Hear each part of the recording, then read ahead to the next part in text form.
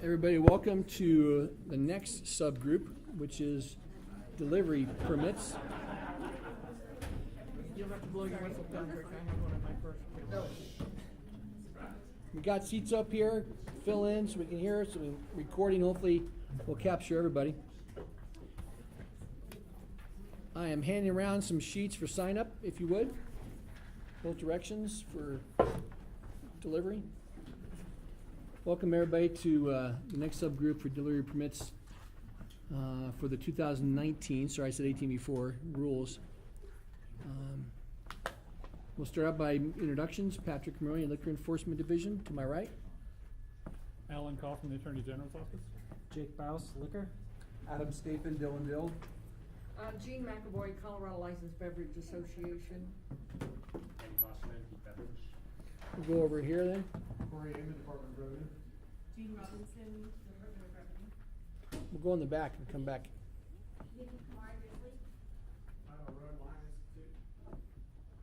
All the way back.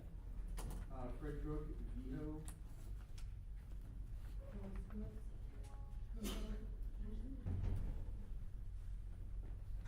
Somebody take it.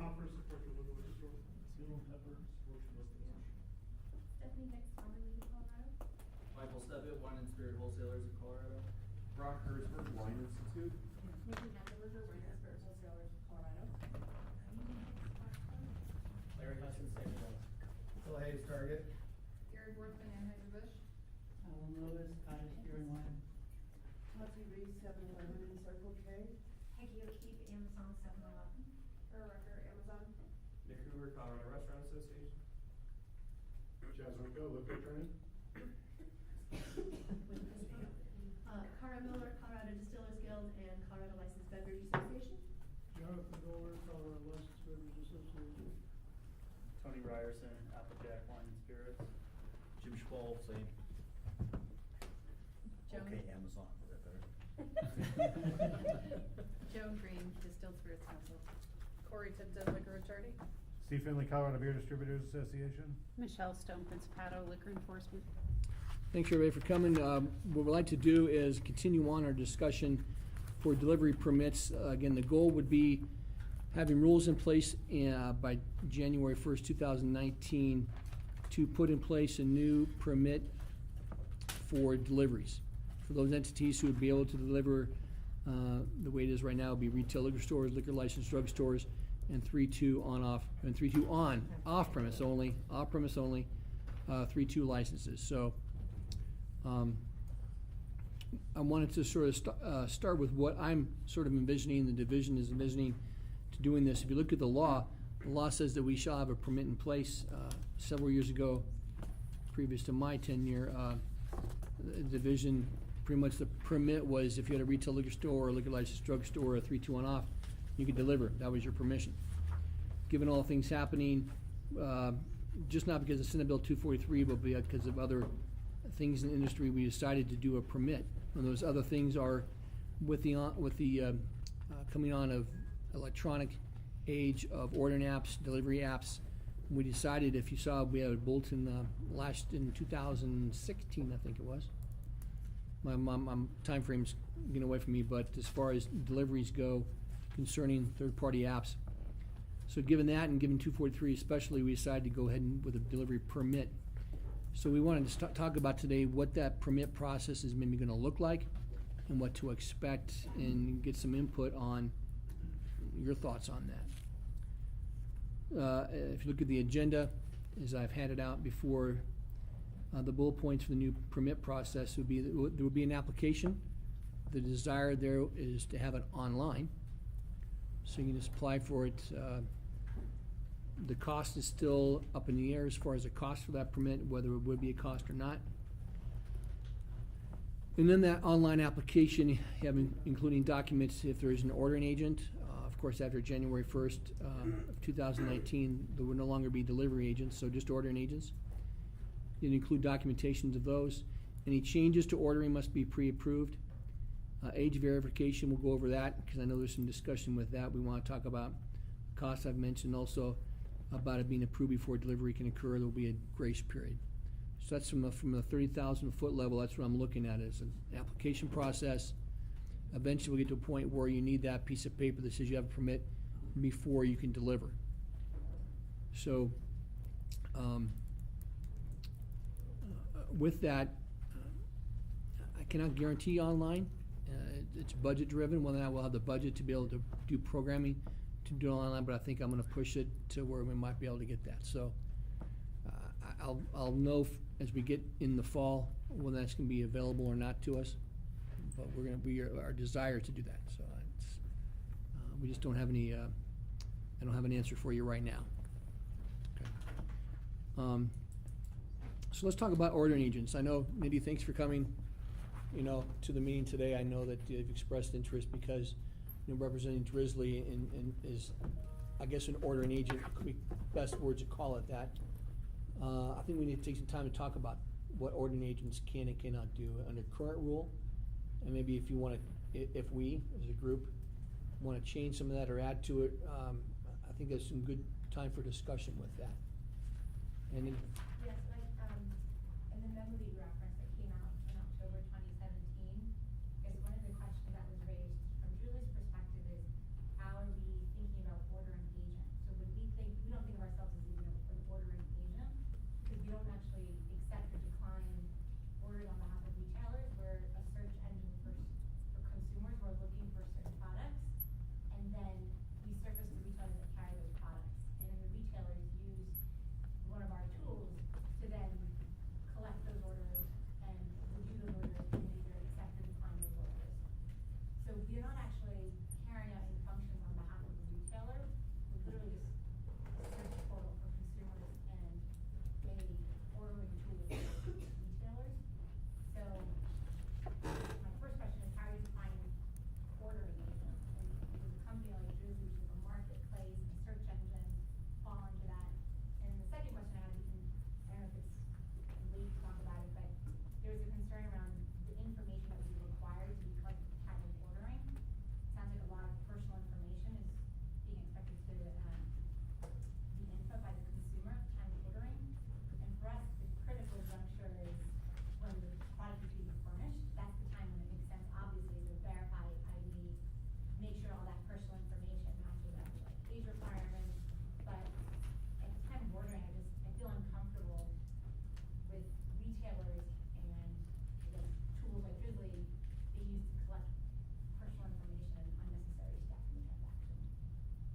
So two kind of points from my point of view.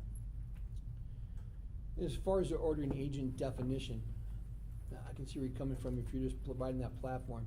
But you provide that, but it goes beyond just a platform itself, because it's not one-off for each retailer. I think we need to talk about that. And again, since my zip code doesn't allow Drizzly, I don't have a Drizzly account, okay, so. We'll work on that. Yeah, it's a little far to the nearest liquor store where I live, so. Yeah, it's not an exclusive, we're not like a virtual storefront for any one store, where we have exclusivity with one store with their online presence. It's just as if you were to search Google, hey, who's in my neighborhood that's carrying this product? Sort of, we're a little bit more specialized.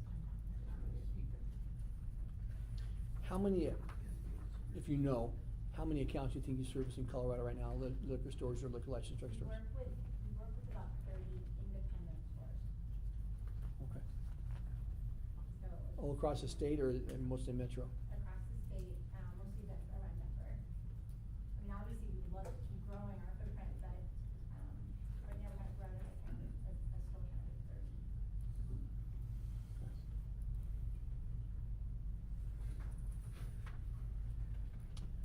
When if I were to use Drizzly and I were to place an order, use my credit card, where does that money go first? Yeah, and I'm happy to kind of, for everyone's education here, the user experience in Drizzly is, when you go on, you look for a product by product, you don't search by retailer, but the general experience is, you search for the product. I want Tito's, and I'm looking for my bottle of Tito's, and then I type in my zip code, and then all the retailers that have the Tito's in stock at the time I want it will be surfaced to me in the list. And then I'll decide, is price more important to me? Is time of delivery more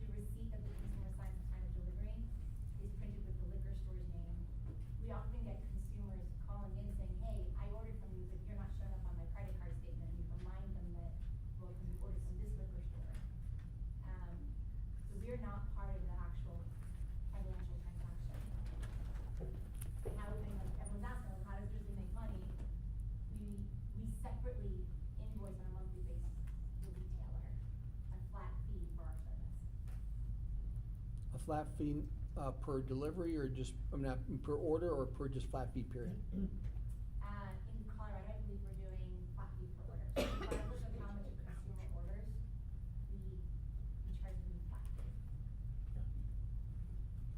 So if a consumer orders $100, we get like $3 on that order. If a consumer orders $50, we're still gonna get $60. Okay.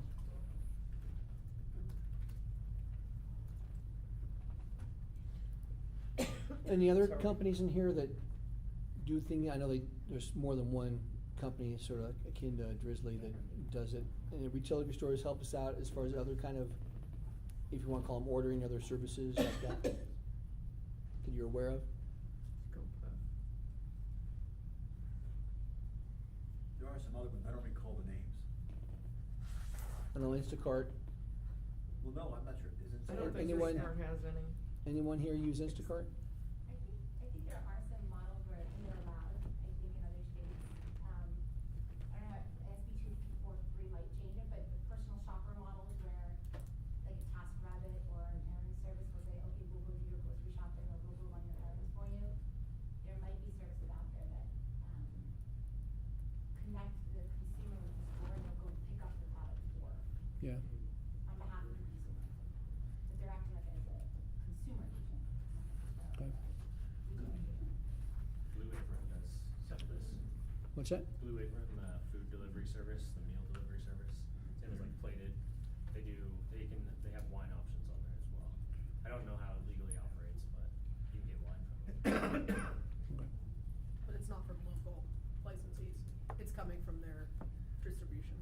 Yeah, I'm getting, So it'd be yeah, more you like get a bill wine.com from or Blue something. Apron, yeah, so. It's not, nothing's being done with local retailers through them. I don't think so. No, I'm They have telling you, it's custom- not. Oh, yeah. Yeah. You never could. That is correct. What about, Okay. the one that, So what are you looking to do with, Patrick, what are your thoughts about this? My thoughts were, when we wrote the bulletin back in 2017, we were getting just a myriad of requests to do both ordering and delivery apps, or just not apps, but also ordering and delivery companies contracted. Several of them, we were inundated with them, and they were very complicated. And we decided to, instead of answering every little question to all the different contracts, we decided to put a bulletin out that says, here's the guidelines and parameters you need to fall under. Make sure you're following those, because the way the current rule says is, you have to give us any kind of delivery contract, before you do that. But it says you only have to keep the ordering contract, or vice versa. There's one you have to keep, and one you have to get approved. So we need to change the rule before we actually can do an approval process. So we said, here's the guidelines, follow them, but we'll have to get to a point where we have to create an approval process. Now, 243 came along and sort of did away with the delivery part of it. So we're looking at just the ordering part. So I wanted to make sure we folded that into, because there were other companies besides Drizzly that were part of an ordering agent that we need to make sure we address what the contractual agreement was, to make sure that they weren't getting a percentage of sales, because that would trigger some issues. And they weren't controlling the product selection, that would trigger some issues. So those kind of things is what we wanted to address in the application process. Is that all? Okay. I think it's a good discussion, though. The next thing that Nini brought up was about the information we obtain right now. The rule says you must provide a name, birth date, and driver's license number on the order side. And I know I get a lot of pushback on that sometimes, because that's TMI, a little bit of personal information going out there. I agree. Because they say on the backside, make sure that at delivery, it doesn't get delivered to someone under 21. I agree to a part, but I also, there's a reason why we have that information up front. Driver's license, but the reason why we don't want those 18, 19, 20-year-olds calling up and making a delivery and having it delivered to my buddy down the street I mean, that's part of it, it's like, you know, you wouldn't allow that in your liquor store, you wouldn't allow an 18-year-old to come in and says, and, here, hey, uncle, buy it for me. You wouldn't allow that, so the same model goes if it's online. So I know maybe it's too much information, but I'm not sure if I'm really willing to step down off of that, because I think it's important to do your best to identify that person calling is of age. Getting a driver's license number, is that pertinent? I don't know. I think we need to discuss definitely a birth date and get information that you're comfortable, you know, that the person ordering is of age too. That's part of the purchase. I was gonna say, I totally get that you wanna make sure the person is of age, the person purchasing, but the same way, you mentioned that in the store, you have the situation where somebody is of legal age, they make the purchase, and you're not really sure where the product is ending up. And so it's critical that at the time of delivery, when the product is actually being physically handed over to the ultimate consumer, that ultimate consumer is of age, that's the most important part. If I'm placing an order online, and I'm of legal age, it's the same thing, I'm giving you legitimate information, you check out my driver's license, I'm gonna show up as over 21, but then at the time of delivery, it's not me who's getting the order, it's somebody else. Delivery side is more important. The same way someone can front the ordering part on the phone, it's the same thing that's happening in the store, someone's going in and buying something. I think they're both important. You can say one's more important than the other, but I think they're both important to where I don't wanna get rid of both or either or. I think they're both important to some enough degree to keep in the rule. Gene?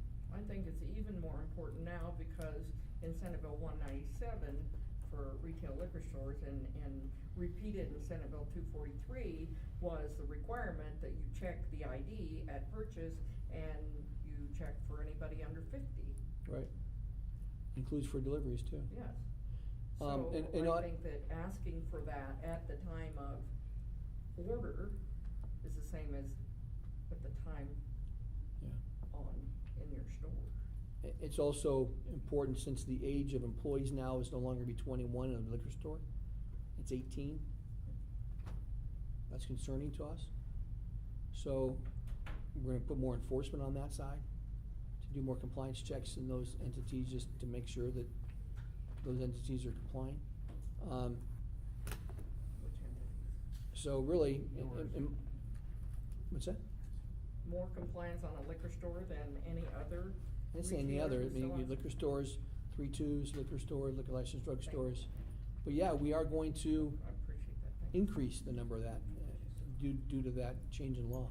I have a question for you. I have a client who uses this label. My understanding was that they're the ones who are doing the order, filling out the order and then delivering it themselves, versus sending them to that store. I'm trying to understand why you wouldn't ask Google to keep that information. This is another app. Well, the liquor store has to keep that information, so that information has to go through whatever app you use to the liquor store. But ultimately, liquor store's taking the order anyway. Cause it's the liquor store's order, they're the ones that Right, are. I mean, I don't know why the app, I was confused as to why the app would keep it too. I don't think they're necessary, I don't think they're allowed to keep, they're not mandated to keep it, they have to pass it along though. The retailer is the one that has to have it. So right now, we have people certify their age, right, so you can use our site, they just click a box saying like, I am 21 plus. So I guess what I'm looking for, hopefully will come out of this is, I guess, more clarity on what then should we be doing with our retailers to make sure the retailers are collecting the necessary information at time of order? How do we and the retailers collaboratively comply with the requirement of checking ID at the time of order?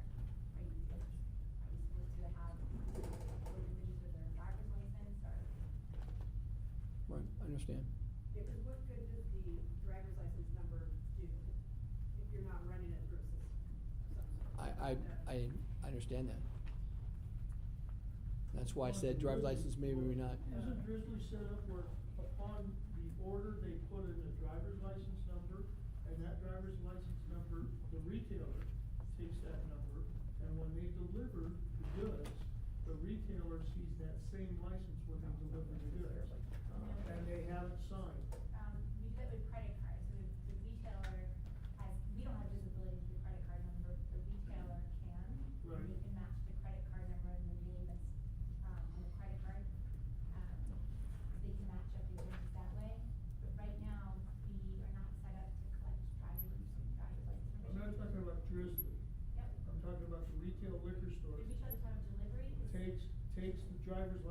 number from the order, person But it may be a order. different person. No, they just take the driver's license number of the recipient of the order at the time of delivery, when they're finally face to face with the Oh, delivery okay. recipient.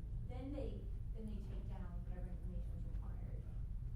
But right now, there's no mechanism to collect driver's license information or site. Oh, We collect okay. everything else. We collect their birth date, we collect their first and last name, we have them certified that they're 21 and over, on top of putting in their birth date. We are not equipped, no other state requires this, so that's why we're a little concerned having to input images of the driver's license, name, the driver's license.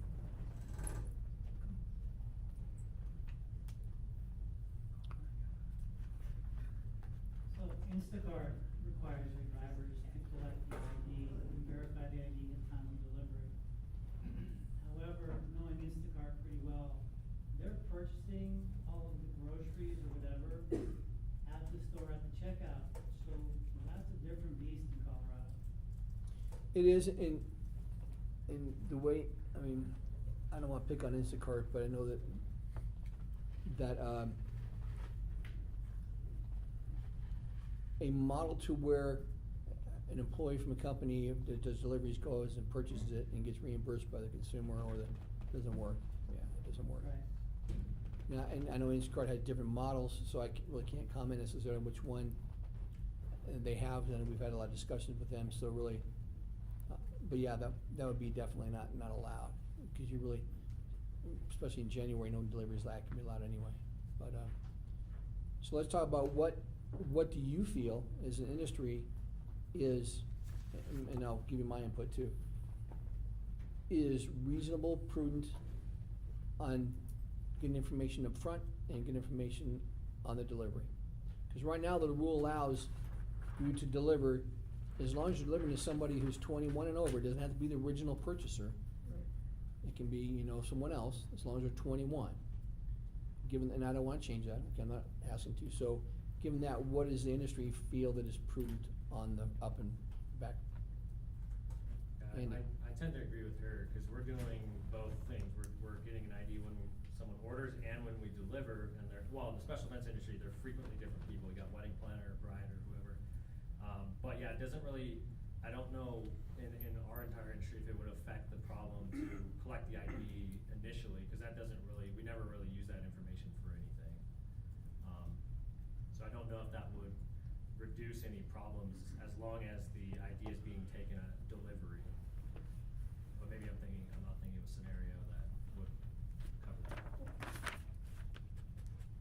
Gene? Since we have I'm not speaking for you, but since Amazon is in the room, when they were retailing liquor on their website, cause I used to order from them, I don't recall, what information, what were you taking from the consumer and how were you validating that they may have been 21?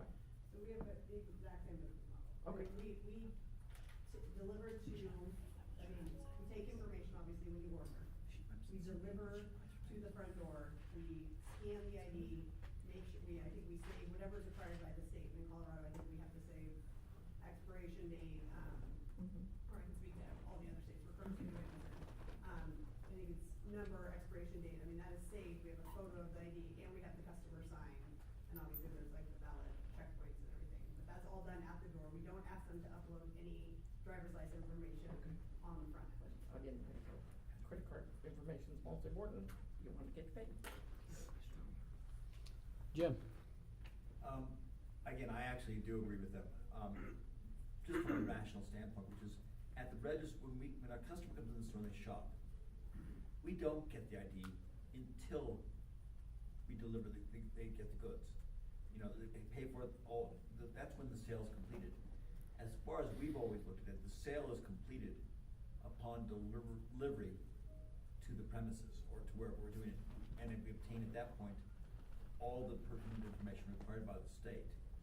So I just think from a real standpoint of handling it, the onus is on us to do it right. And you do it right by ensuring that the alcohol beverages are delivered to someone who's 21 years of age or older.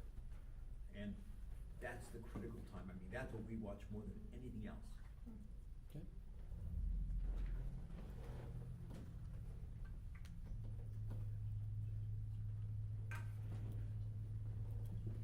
at the time of delivery, what information would you feel, again, it's industry's viewpoint, which is prudent to obtain? Well, you would have to have, two questions, date of birth that has to be established or verified. And I'm not sure how you want to handle that, but some verification of the date of birth, that the person, and not just date of birth, that the person is 21 years of age or older. Well, I believe come January, you have to, if a person looks under 50, you have to do a. Yeah, no, we would definitely not card you, but. Oh, Jim. Always pick- Next, Jim's done. Jim's done. You're off. No, date of birth. Verify, I just think you want the driver or delivery person to verify that that the person was, whatever it is, 21 years of age or older, they have to verify that. And that they verify that the person is not intoxicated. Patrick. Right, verify that, but what documents should they keep Well, let me ask you to a prove question. that? I've got a question for you, and I don't know the answer to your question, because when Your they're question, when they're at the register, I ask for their ID. Yeah. I verify their age, and that's it. I'm not required to keep any more information than that. I'm not required to keep any information. So, my question to you is sort of, is real, which is, what does the state want different than that? I mean, right now, we actually get the driver's license numbers, and we write down the date of birth and all that stuff, but my question to you is sort of is different, which is, why does the state want more in that situation than at my registers? And I'm okay either way, I'm just asking the question. Right, I understand. You have a schematic that you could look at through the responsible vendor program and the state your IDs that you find acceptable, because I can tell you there are gonna be deliveries made to people's homes and other private places where you're not gonna get a driver's license, you're gonna get another photo ID because they don't have a driver's license. So I think if you could look at that list and say any of those approved documents are acceptable for proof of, because they all have photos. It's gotta be a photo ID. But, I mean, come January, 50 and under have to, right? Pardon me? Come January, you have to have, if you look under 50, you have to, What you do now, not on deliveries. I well, we think- don't treat it any differently than any other sale. So we I understand do that. treat it. Well, that's good. Cause we check the ID regardless of their 10 or So or 50. there's two issues. Which is what do we check and then what do also we record? The question is what do we record? You know, and Jim was asking why even do we record it? Because we don't record it in the store. Why do we record it? I think it's. Well, every ID has an identification number, you could record that, so if there's if you have to defend yourself in a hearing that you did take the ID, the birth date's not enough. You have to have that ID number to prove that you did check the ID and they were 21, and here's, that way, because I know that your agency can get that information, I can't, but everybody's ID has a number. Right. Okay, Nitty. To me, I see it as sort of the process is the important part, right? You're impressing upon the seriousness of this furnishing of alcohol. And to me, I feel like if there's a demonstration of, we didn't just drop and go, that the delivery, employee took the time, how can that delivery employee demonstrate that it wasn't just drop, they took the time to actually look at the physical piece of evidence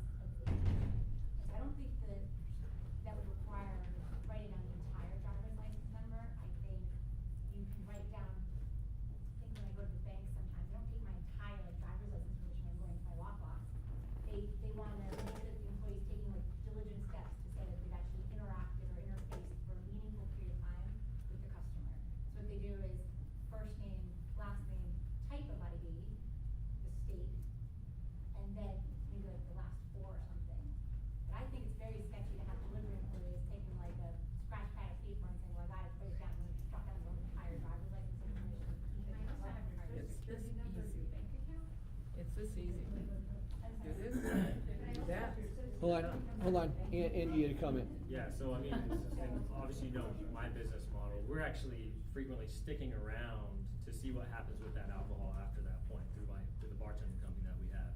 And what we're frequently seeing obviously is like at an event or someone orders from a house, there's gonna be people, a lot of times that are underage, but shouldn't have access to that alcohol.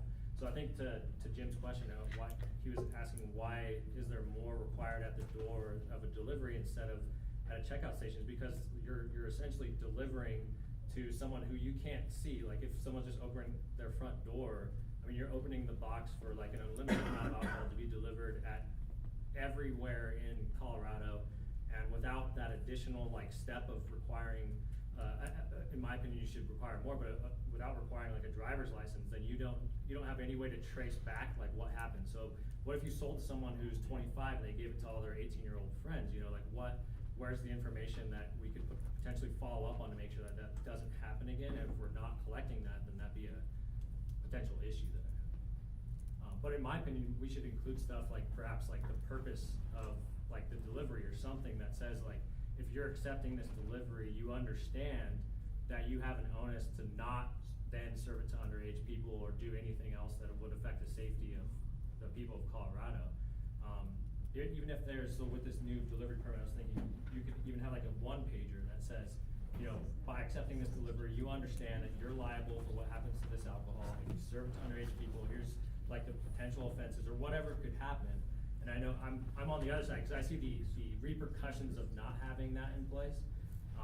But I think that would help with the problems that you might be seeing, because I'm assuming some of the problems might be that there's underage people being involved or over service being involved at a certain point. But I don't know if you've seen that yet or not. But. You know, and to answer your question, Jim, I'm trying to think about this as we talk. You know, your answer is why do we check? I think, of course, that was put in place way before I got here. Most of us got here. It's more of a traceability issue.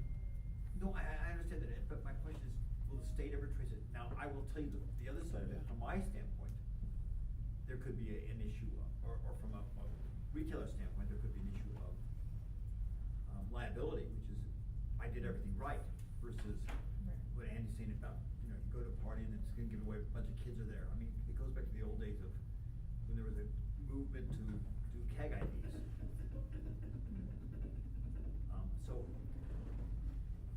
I think it's a prudent thing we get that information. But I again, I'm becoming like a more Republican than I am. But it's trying to move away. It's a business decision by the store or by Andy or whatever the service being provided or Drizzly, whether they get that information and record it. They need to get the information. I absolutely agree that we have to have that information. Somebody has to verify it. But the question is, do you then record it? Require that it be recorded and maintained? And I don't know the answer to that either. I mean, parts of me say if I'm gonna do it as a prudent business person, I want everyone to do it. Because I don't want the consumer, the same bit we get into about the cost of Right. labor, to bitch a little. Well, I think, Jim, the issue is like if you deliver to somebody and then that person misuses the alcohol, so something bad happens after that point and we don't record it, then there's no way to prevent that issue from happening again, because there's no way But to. you don't wanna get in that quagmire, Andy. No, we don't, yeah, but from an enforcement. So you don't want it agency, from that probably do. standpoint, I mean, you're almost creating a bigger liability for yourself that is needless. Yeah. Yeah.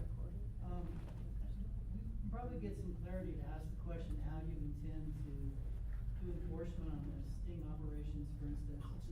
Because if you're the 21-year-old driver, delivery person knocking on the door, and there's a party going on, and somebody finds an ID, you know, there's so many temptations there.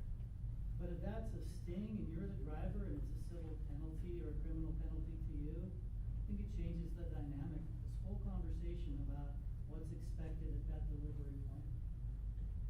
Okay, Jason. I want to ask the retailers in the room, I mean, are you keeping personal identifying information today? Yes. Yeah, You're keeping driver's license numbers, you're keeping. Yeah, for stuff 2 like years. that for your. Driver's license numbers? we're not That's what the keeping law even, says. why would we keep credit card holders? Let the store know what I'm So, I don't know if this is helpful Oh, I'm or sorry. makes it more complicated, but I just went through this internally. So in Washington, you're required to keep date of birth when you deliver. In Arizona, you're required to keep date of birth, name, and ID number.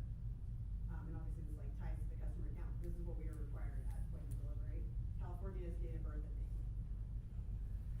And I ask, because we just passed a law here that really upped the ante around any loss of information by anyone that's personal identifying information. You know, and so that you're now asking retailers who aren't keeping that, start keeping that in the small stores and none of their security might be liable. Doesn't change anything. That's a whole different issue beyond the liability issue that Jim talked about. No, you're right, that, I was including them in the liability, the information of the lawsuit. But Jim, just to clarify, today you are keeping driver's license numbers. You know, I'm gonna, whatever the state requires, we're doing it, I'm not sure that you're required. Yeah. The answer is yes. Required, yeah. If we purchase in the store, you're keeping that No, information? not in the store, that Okay. was the distinction I was trying to make with Patrick, Yeah, which is, that's we don't, the it's not distinction. required in the store, Right. but it's required when we deliver, and that's inconsistent, and I'm saying it should be the same in store and or Exactly. on the road. Exactly. In other words, they, If- yeah. Meaning we don't require Okay. it. Oh, okay. It can't be the same as in the store, because Andy may go into a liquor store and they don't card him. Because they know, or they think they know. And it is a legal sale because he is 21. You can't make that same judgment, I don't think, on delivery and not get some information that you're not delivering to someone who's 21. I don't know, I just That don't. doesn't, that, No. I didn't see any difference in that scenario at all. Well, all I can say is, if you're not checking IDs, But that's not what we're No, talking no, about, no, we're no, talking no. about keeping information. We Yeah, but absolutely when- have to verify identity information, you have to verify, no one's disputing that. but there are some, do you use just eyeball identification of the ID, or do you have the electronic system that says, this is a valid ID, it's not a fake ID? At the store, you can use anything you want, but you have to verify that the person Right. who is purchasing is But 21 years of these- age or older. These electronic ID checkers keep that information. And many stores have electronic ID checkers. But it's not required, and that's what we're talking about. No, Not it in the isn't. store, no. That's No, correct. no, And it should be consistent. not necessarily, no. Well, then what's the distinction? I mean, I guess my question is, why the distinction? And again, I'm not advocating one way or the other, because we do it, but what's the distinction between consummating it How in do the store, you- consummating it when I deliver? How do you prove you checked the ID if you don't have some record How do I of prove the it in the ID? store? How do I prove it in the store? If I sell to you. I have a camera in my store. But if I don't have a camera, how do you verify it? It's not required. And my camera's on a 30-day loop, or whatever, I mean, it just, you're creating such a quagmire, in my view. I disagree. I think it's because deliveries are a riskier practice. Because it's not someone that's in your store, and the likelihood of someone taking advantage of that to then end up in a bad situation that could potentially hurt someone or whatever, all of us are trying to prevent, is higher with delivery than with a sale in your store. Well, to kind of counter that a little bit, to kind of counter that a little bit, in my mind, you're not obligated to make the sale. So, I mean, there is, if someone shows up for delivery, and it's an underage party, or there are a bunch of underage kids around, and the person that's 21, and you get, four 12-packs of beer, you're not obligated to make that sale. The same way as if someone walked into Jim's liquor store, and you see that there's some kids outside in the parking lot, and you think that he's gonna buy the beer for the kids in the parking lot, you don't have to make that sale. You're not obligated to make that sale of alcohol. The sale has been already made. No, it hasn't. The sale would be when you actually tender the money, when they receive the Well, the money, and then they tender the alcohol. And the goods. And there have been instances where somebody over 21 has come into the store, bought a keg, looks legitimate, walking out to the car, and there's a carload of Happens all the time. young kids there, and we bring the keg right back into the store. Right. Yeah. If I'm guilty, I'm guilty, but at that point, we acted responsibly.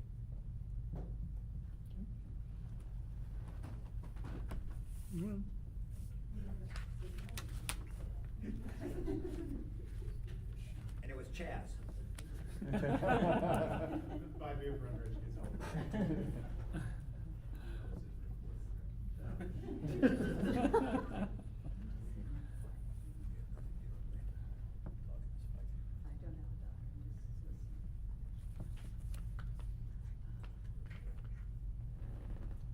Okay. It would make sense, it probably would make sense at some point if you guys want to, those of us who are in the delivery routine or have that, to get together and say, you know, what works, why does it work? And then get back to you, and, I'm happy to meet with Andy and everybody else to discuss Seems like a that. small group, yeah. Because we're the ones with the dog in this fight, and we are all trying to act very responsibly. We have real reasons to be extremely careful with it. I mean, our livelihoods are on the line.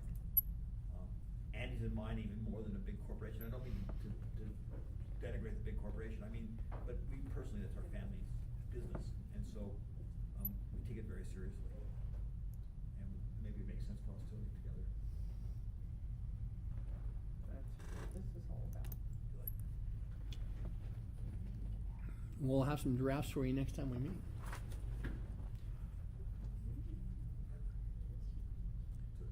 No, I agree, that's a good idea. With the target date of January 1st being in place, I also know there's plenty of people and businesses that are delivering now under their current model. And I'm willing to give a grace period so they can continue delivery up until a certain point, until a delivery permit can be issued. I was thinking 6 months. Is that enough? 6 months. Well, let me ask you, let me again be somewhat rhetorical with you, which is, when do you think you're gonna have when do you wanna have this in place, the requirements for delivery, to get the delivery permit? January 1? So not till then. Yeah, maybe, think about it with that, about 1,400 liquor stores, about, maybe a year. Try to do it for Josh. Do it on renewals like you did with. I go to But a you've lot of got liquor to- stores and do Hold on. trainings, and there are very few that deliver. There I aren't the- mean, you're or- not looking at 1,400 deliveries, liquor stores. No. I don't know about the new people that are gonna get licenses and whether they're gonna deliver. But I talk to everybody about deliveries when I'm out there doing the trainings, and I do 10 a week, a lot of times. So I'm in a lot of different liquor stores, and a lot of them don't have it. Nor do they want to. They just, they find it as inconvenience to have another person leading the store, another truck, or everything else.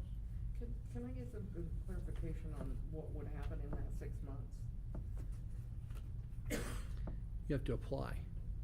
Yeah, you have to apply, but it doesn't change the requirements, the statutory requirements for delivery. No, The percentage of delivery, no. the delivery system, if you will, No. of employee and licensee-owned vehicles, doesn't change that, right? No, don't change that. It's just that the way I'm envisioning is for those entities that can deliver, new entities like 3-2-offs, Right. they can deliver come January 1. There's no grandfather because they can't deliver now.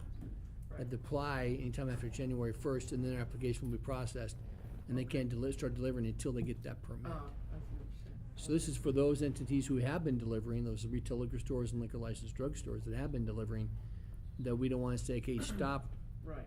while we process your permit. And, bandwidth for us, I think I probably need to take it back to my staff and see what we can handle. As far as, coming up with this process, number one, implement it, it's not just so simple, it's a lot of work to it. Comment back here, right? I wanted some clarification whether you saw delivery, shipping being anything different to the interstate. Yes. I do see those different. So, in situation, I know that some states, not Colorado, allow retailers to ship into their state. Colorado does not allow that.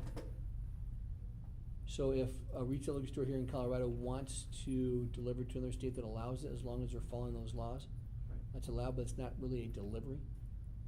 If it's shipping. It's a You're not a shipment. manufacturer, right? What? It's a manufacturer, if it's a shipper, and if it's delivery, it's from a retailer? Is that how it works, No. how it breaks down? No? Well, I guess I'm curious with this new model, you know, if delivery has any limitations, I guess, on its radius. In that, you know, are you telling, I would read it one way, but I'm curious what the department says. If, you know, if someone in Denver gets an order from Telluride, do they have to have a truck and an employee drive over there? Yes. They will come January, yeah, I mean. But if it was in New Mexico, they would. New Mexico wouldn't let you do it. Right, if it's inside program. Yeah, and I do know that, If the law. right, and I do know that common carriers are cracking down on delivering to personal consumers outside of wine. Right. We've gotten some emails in the last couple of weeks going, UPS and FedEx won't ship Nope. to a personal consumer. It has to be a licensee transaction. So they're cracking down. So if they may crack down on not allow it to happen. So they may not allow a retail liquor store here in Colorado to ship with using their service to a personal consumer outside of Colorado. That's the shipping thing, but we, at this point, have not disallowed it. Chaz? Patrick, so they're gonna be allowed to ship to those states that they can't out of state. Will the cost of those shipments count against the 50%? Yes. That is a good question. I will need, Sorry. I'm gonna need to think about that one. Well, no, I that's. hope my out-of-state shipments are that big, it matters. I don't, you know, I'm asking It's for fair. clarity purposes. Asking for a friend? I'm a friend. I'm a friend. Since he's a lawyer, that's probably true. Yeah, I don't know if it is an issue for any clients, but that should be something we should clarify.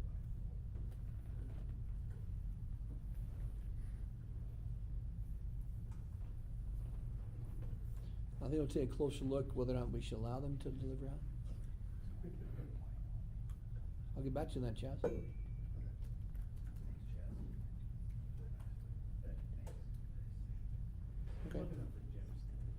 So we talked about the ID, come up with ideas on front end and back end, and we'll come up with ours as far as what we think, we'll do some research and decide with your input what we think should be good.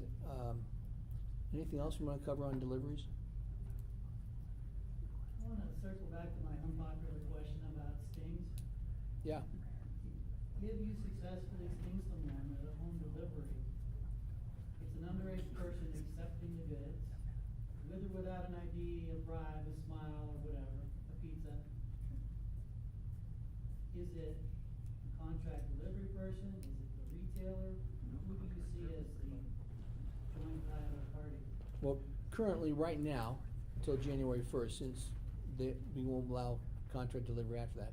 So currently, right now, there'll be two actions. One is the person that delivered that would get a criminal summons. And then the retail liquor store or whoever they're contracting for would then face administrative action. Of equal weight as if it had happened in the store? Yes, Just like a thief. yes. It'd be considered a sale to minor, just like they did in the store. Have you had very many of those in the past? Nope. No. But some of it's because we haven't tested it a whole lot. Right. We've talked internally the best way of testing that, and we still come up with some scenarios here, so. Would you be using a government vehicle? No, sorry. License plate, Might not be the best plan. that's like trying to do a sting on a drive-up liquor store. It's, Yeah, it's always fun, isn't it? what's that? That would be fun. We've actually been successful in some of those. Yeah, it can be. Anything else we wanna cover on deliveries at all? The clock on the 50% starts January 1, correct? Correct.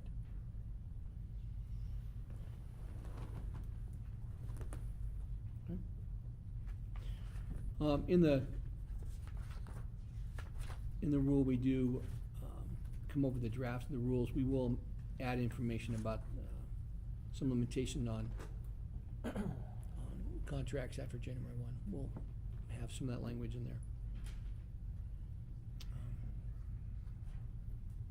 Okay, then we're going to go ahead and do the same thing we did with this subgroup. We did the last one is we'll meet again August 8th at 3 o'clock. To be determined location. Patrick, I think Rudy had another. Was there someone else that had a question or comment? Okay. Just stretching. So anything else we need to talk about then from deliveries before we say goodbye and say farewell? Again, I thank you for taking your time out, and it's been 3 hours of the afternoon, so we'll see you on August 8th, if not earlier. Thanks. You're welcome. Thank you. 15%, yeah, it's within, it's like within, under the FME off, it's got. Your guys' license plate. I've had, so my entire class in the fall, that I had to go on and get them and fill them out as part of the final. And then I've had about 6 clients since then, who they've all had similar Probably issues should filling them circle out. back and They look say to them, see if then when they go back into mental them, should be they're like, allowed. yeah. No one done. So they are Yeah, full form. maybe some time in between. Exactly. Okay. Okay.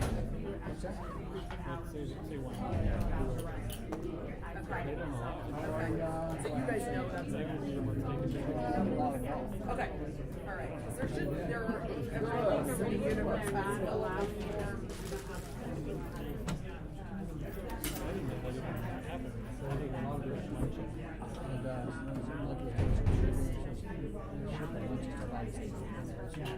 Okay. Okay. Some of them, a handful, Yep. 10 of them, allow that. Oh my God, I had so many angry students. Oh, you didn't tell us we